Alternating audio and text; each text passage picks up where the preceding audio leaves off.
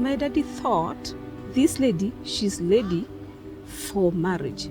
She should go out there like other women to get married and I'll get dowry. But I did extraordinarily. I started very small as home-based with only one machine. And I had only one lady who was working with me. I wanted something that was so different. And one of the challenges was that disobeying my mother. Mimi tangu mwanzo nilikuwa napenda sana mambo ya ushonaji. Yaani ni kitu kilikuwa kwenye damu.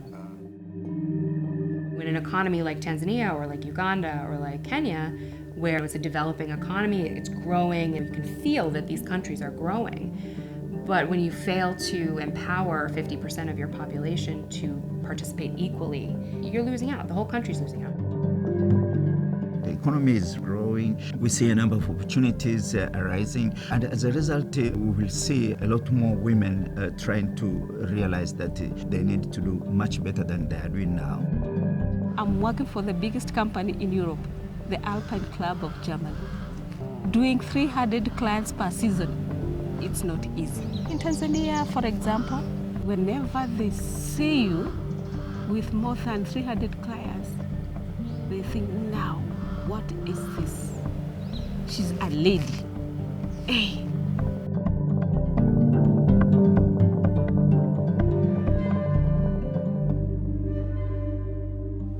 As I grew, it has not been easy from the family. And when I told my dad that I have been raped, I'm pregnant for this, what I got from him is the thorough beating.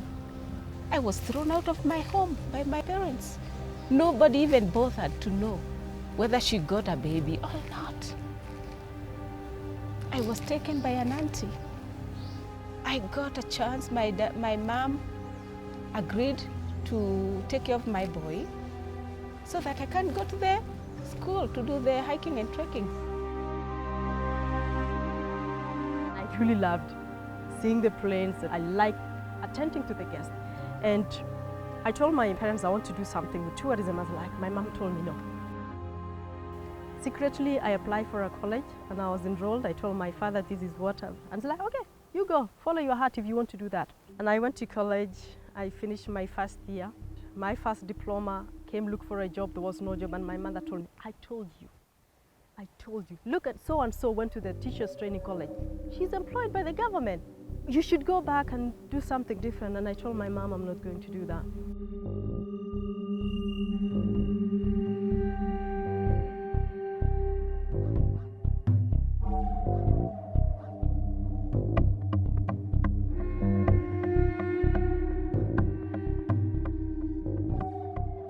I did the interview and I told him, what is a ranger? It's like, a ranger is a person who takes guests on a game drive. And how do you feel about it? Are you ready to face the challenges? It was a difficult thing to do. Every time they'll tell you, Charity, this is not your work. This is not where you belong. Go back home, you belong to the kitchen. And I realized at the end of the day, nobody wanted me. Even on the mountain, with the guides and porters, because when you're doing it, you are all alone as a woman. Senior guides who have been there for most of the time could tease me and tell me, now, you are so desperate as a lady, you are good looking, you could not go look for a man to marry you. You've come here to do this dirty job as a lady. No bath, no washing, sleeping on the ground. Now, what is all this? But I told them what a man can do, I can also do it. So when I started my own company, everybody was, what? Gender occupational biases will still act as barrier for women to take their full potential. This was a male-dominant job, being a guide. And now I'm here as a guide. Nobody has done it. I don't want to be a failure at the end of the day. I need to prove and work hard and show these people that it's possible. It's not easy as a lady. Most challenging is where we are operating, be it in the home. I'm dealing with the men, I am a woman. So in the first place, I'm not supposed to be sitting with the men. in any meeting. But I have no choice, neither do they have a choice.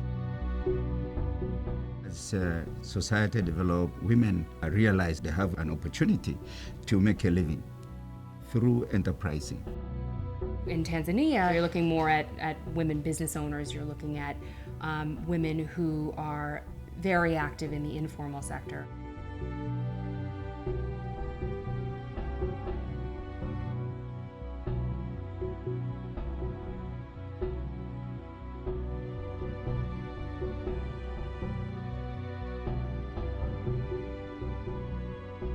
Most of the women, they are informal sector. Informal sector, those kind of self-employed. They are doing their own businesses. As they start to grow and register their businesses and want to add and grow and become formalized, but also go from a small enterprise or a small informal business to a medium or large size enterprise, that's where you see those barriers for women. It's women lack of education, then they don't have the skills that they need to grow a business later in life. So they're sort of constrained by that educational piece. Nilikuwa kwanza material tu. Material kidogo sana. Vitambaa? Vitambaa. Okay. Kwa hiyo nilikuwa nimeweka tu hapa, yani huku juu kulikuwa hamna kitu. Kwa hiyo kulikuwa na row moja hapa na hapo moja basi. Mwanzo nilikuwa nafanya biashara kwa ugumu kwa sababu alikuwa haithamini, yani haitilii maanani, alikuwa naona kama yani hamna kitu ninachokifanya. Lakini baadaye alipoanza kuona kwamba kwa sababu nilichokuwa nafanya mimi, hela nilikuwa nachukua nanunua vitu vya nyumbani. I just started my business without any capital from anybody. But I started with saving my own money. And it's me whom I was doing all activities like purchasing raw materials, sourcing customers, delivering those items. We realized that there is an issue of equality and inequality, and so they need a lot of empowerment. For that to happen, voicing is important. Somebody, he's the big man. He wants, first of all, before he meets you, before he does anything to you, he has to take you out for a coffee. Yet you are manipulated just because you are a woman. Our registration institutions is not so clear, it's not so transparent sometimes. So also it has a lot of bureaucracy of coming today, tomorrow, after tomorrow. So it might be taking too long, the process your business to be registered. Some of the constraints are maybe from external, like the financial constraints, where it's not easy to get a credit. Kwenye mabenki nimezunguka, riba ni kubwa na lazima uwe na kitu. Kwa mfano sisi wanawake hatuna hati za nyumba. Naambiwa uweke hati ya nyumba, ukimwambia mume wako anaogopa kwa sababu unaweza ukashinda kulipa mkopo alafu kuuzia hiyo nyumba. Yeah. For example, a man, when he goes to the bank to borrow, she doesn't, in some cases, she never needed a signature of the wife. But women do need the signatures of their husbands to borrow. And that tendency is stupid. Luckily, we do have banks and financial institutions that gives loans to women. That's the most important thing. And they realize that women can be good custodians of what they've been given. The changes that are coming down even in the Omo, the oil prospects and the big farms and all these things that are happening, cotton farms and all this, and the majority will still be women because it's not the men. These traditional men are very proud, and for them, because that is also the way they are treated, they are special. You go to Uganda, and what we looked at there, on a much different scale, there's a similar issue. It's the resources and the barriers to what women are doing there. You're looking at women trying to farm an acre of land with one handheld hoe. That takes, I think they were telling us, it takes 2 weeks to plow a field with that one sort of handheld device. If they had an ox plow, it would take them 2 days. If you look at that productivity difference, I think that's the key issue there is how do you make women a little bit more productive in the time that they have and in the area they have, and what's the barrier to that woman being able to get an ox.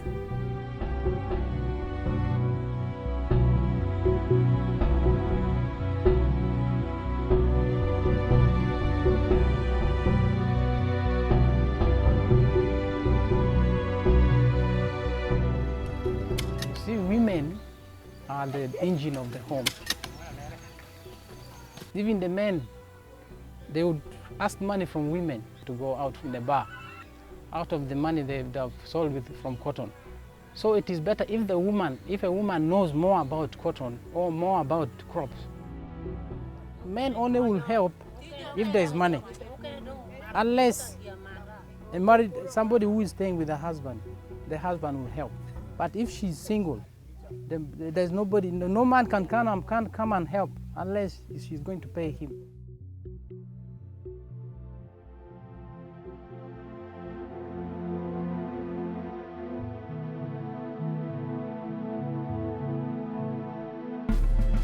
The women must recognize themselves that they need their freedom sometimes, and also they have to educate their husbands that they are equal to them and they have right to run their business and team up in family matters.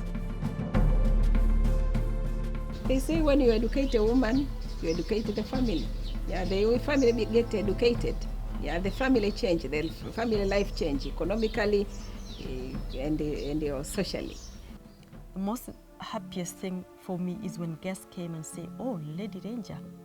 We're so happy to have Lady Rangers, and it was a motivation to me to know that it seems like many years the guests have been wanting to have Lady Rangers, but maybe they've never seen one or maybe they've never had one. But coming to the Mara and Kichwa Tembo and finding a Lady Ranger, they were so pleased and very happy about it.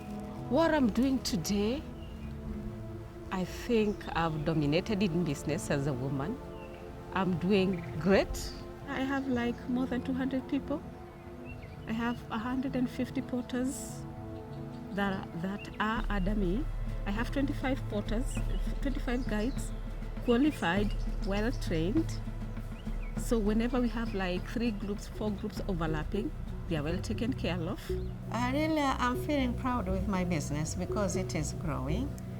And the main market is export market in USA, Japan, and Spain, where we export bead accessories. And most of the customers who are coming here, they appreciate how really I have changed much. I want to train so many women into business because I'm a good example. And I want to start an institution where we can train women because so many women in East Africa are suffering. In terms of my career, I would love to manage a lodge. Yeah. Like last year, I did most of them during the high season. I managed Kichwa Tembo camp and I loved it. Actually, I have set goals for my future company in 5 years. I hope, and I'm planning, I'll be having a Tanzanian cultural center, training center, which will be engaging trainings on tailoring and fashion designing, and also production. Most of those villages were only accessed by boat. You cannot access them with a vehicle. Those women themselves, they would want their children to go to school. They would want to move into town. They would want to barter. They start understanding the value of the money, what they can do with the money. And of course, when there is money, there is opportunity. It's in their own mind setting. Kanyo. Okay, they want more training. Give them more training other than this, add more. Then if they could get inputs like seeds, pesticides, to help them to improve more so that they can get better yield and reduce the poverty in their houses. You know, finding a way to equalize the playing field. It's not promoting women over men. It's finding a way to equalize where they're both able to produce to their full potential. You see in countries that do empower women and that do allow women to participate equally in society and equally in the economic sphere, that they do better. Those countries have higher GDPs, they do better. It's finding a way to equalize where they're both able to produce to their full potential. And I think that's the big issue there. I think we should create a world where both men and women they share the same cake.